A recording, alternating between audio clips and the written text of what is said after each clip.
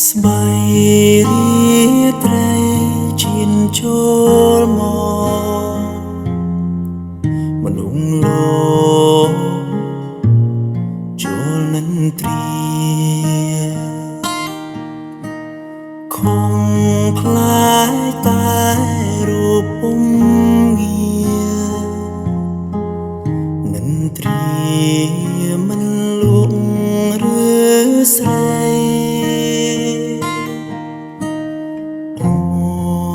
អង្គុយតែម្នាក់ឯងដូចចំបែងហាងរតីបងនឹងជួនជាតន្ត្រីគុំគិតអីរឿងសោកា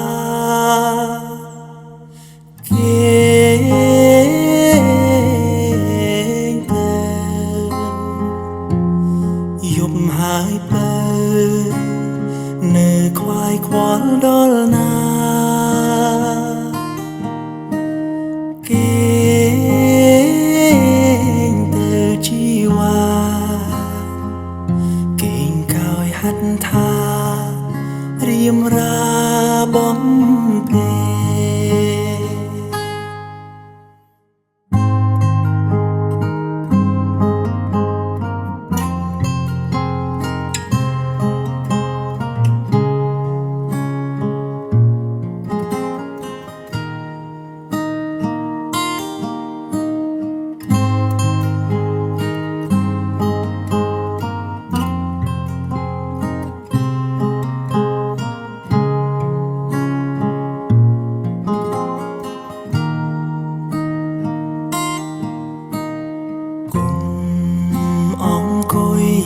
តែម្នាក់ឯ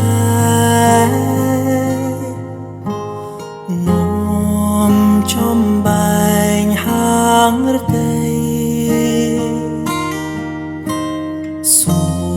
មនឹមនួនស្ដាប់តន្ត្រីគុំគិតអីរឿងសោកា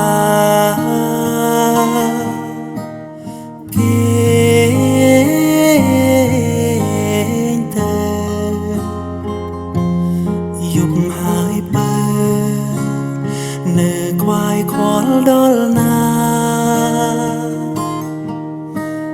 គេទៅជីវ៉ាគេងកោយហាត់ថារៀមរាបំពេ